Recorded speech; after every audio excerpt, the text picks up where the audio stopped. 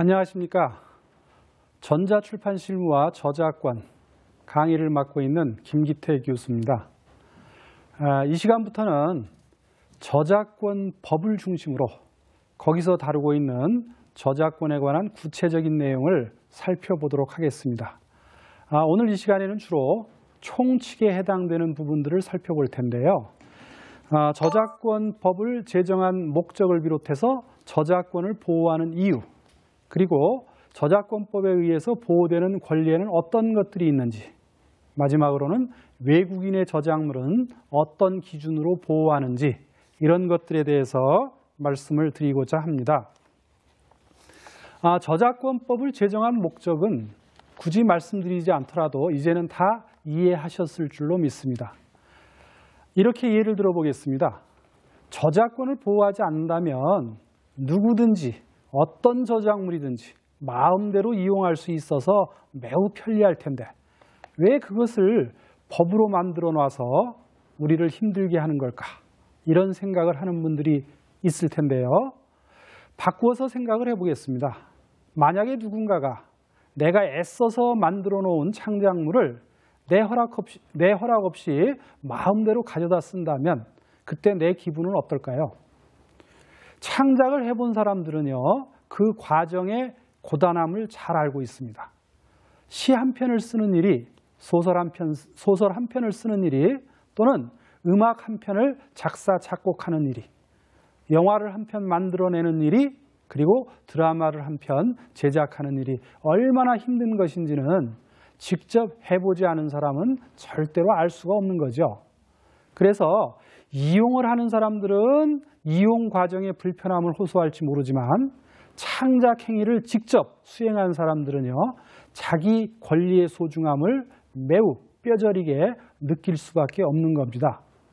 다른 말로 하면 이러한 창작물을 보호하지 않을 경우 생기는 이제 문제점이 훨씬 더 많다는 것이죠. 예를 들어서 누군가가 만들어 놓은 작품을 허락 없이 이용할 수 있다면 굳이 내가 힘들여서 새로운 것을 창조할 이유가 없습니다. 가져다 쓰면 되니까 이제 이런 생각들을 누구든지 하게 되는 거죠. 그래서 이른바 무임승차 이론이라는 게 있는데요. 남들은 다 돈 내고 이제 차를 타는데 돈을 내지 않고 차에 타서 자기 목적지까지 가고자 한다면, 또는 그런 사람을 만약에 운전기사가 방치한다면 누가 돈을 내고 타겠습니까? 자, 그런 의미에서 창작 활동의 결과물인 이러한 저작물들을 저작권이라는 권리로서 보호하고 또 그 권리자에게 일정한 권리를 행사할 수 있도록 보장해 주는 것은 바로 창작 활동을 유인하는, 즉 창작 행위를 이제 권유하고 그러한 창작 행위의 활성화를 도모하기 위해서 필수적인 과정일 수밖에 없다는 그런 말씀을 드리는 겁니다. 그래서 우리나라뿐만 아니라 수많은 나라들이, 또한 문화 선진국이라고 일컬어지는 그런 나라들이 다 저작권법을 만들어서 저작권을 보호하고 있는 것이죠.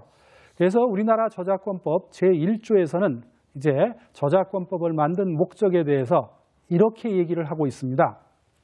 이 법은 저작자의 권리와 이에 인접하는 권리를 보호하고 저작물의 공정한 이용을 도모함으로써 문화 및 관련 산업의 향상 발전에 이바지함을 목적으로 한다. 자, 그래서 이 목적 규정, 목적 조항, 이것만 제대로 이해를 해도 우리는 저작권 보호의 당위성을 이해하는 그런 결과를 이제 얻게 되는 겁니다. 그래서 굳이 이 목적 조항을 더 간절하게 설명드릴 필요도 없이 우리는 저작권은 당연히 보호해야 한다라는 믿음을 가져야 한다는 뜻입니다. 그런데 참으로 안타깝게도요, 우리는 이제 우리의 과거와 또 현재의 이제 관습 또는 잘못된 습관을 가리켜서 우리가 인습이라고 하는데요, 또는 관행이라고도 하는 이런 것들에 있어서 잘못된 부분들이 참 많습니다. 우리는